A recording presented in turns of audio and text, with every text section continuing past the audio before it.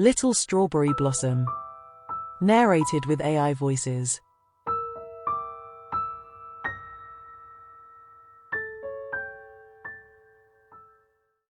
In a damp, green spot in the midst of a wood, hidden away from the light by a number of ferns, there grew a little white strawberry blossom.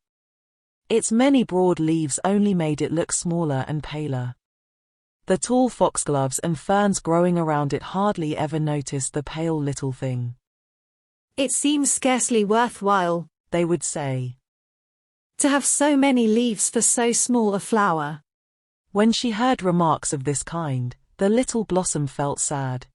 "I wonder why I grow at all," she thought. "It is very dark and lonely, and nobody wants to be friends with me."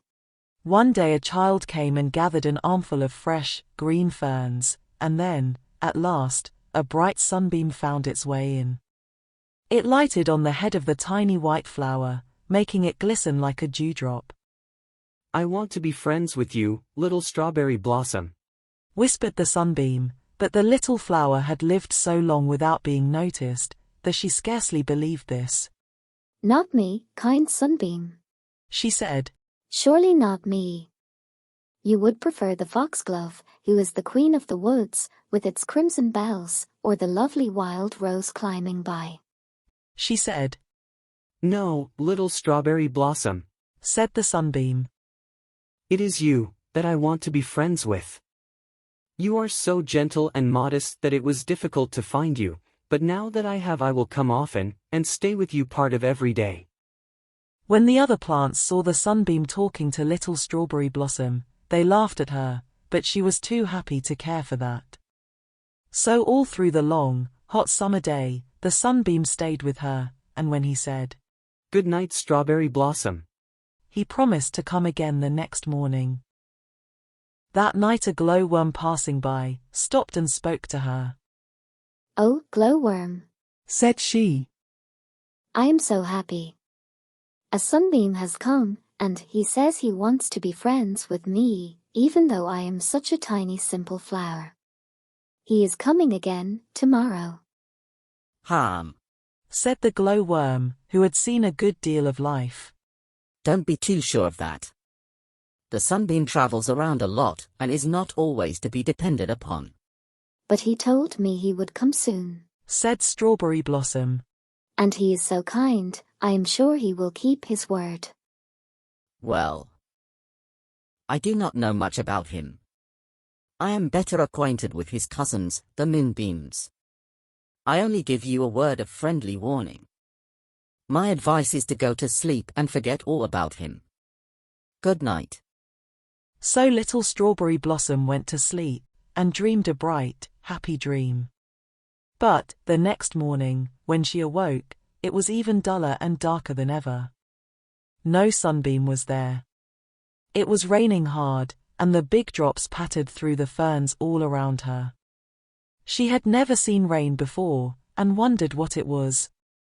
"Kind leaves," said she, "are you weeping for me?" No, little strawberry blossom," they said.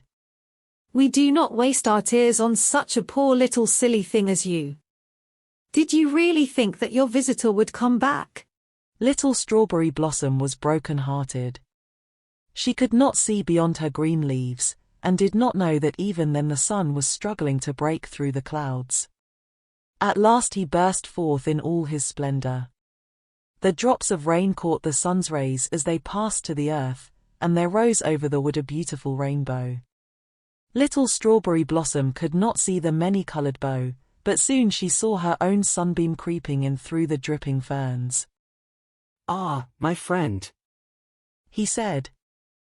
"Did you think I had forgotten you?" And, as she hung her head with shame at having doubted him, he said gently, "I'm sorry it took me so long to get here, little strawberry blossom, but no matter how long it takes, I will always come again." True to his word, the sunbeam came again and again. Surrounded by warmth and affection, little Strawberry Blossom grew until she was no longer a pale, sickly flower, but a beautiful crimson berry, shining like a ruby among the dark green leaves. The other plants around could not help but admire her, and said among themselves, What happened to little Strawberry Blossom? She has changed quite a lot. I know now who sent you to me. Strawberry said to the sunbeam. It was the glorious sun himself. He is always there high up in the sky, watching over all, and he sends his children, the sunbeams, to brighten and make happy all the earth.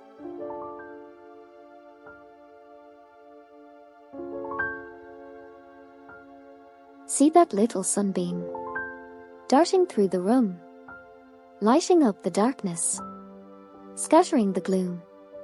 Let me be a sunbeam everywhere I go, making glad and happy everyone I know.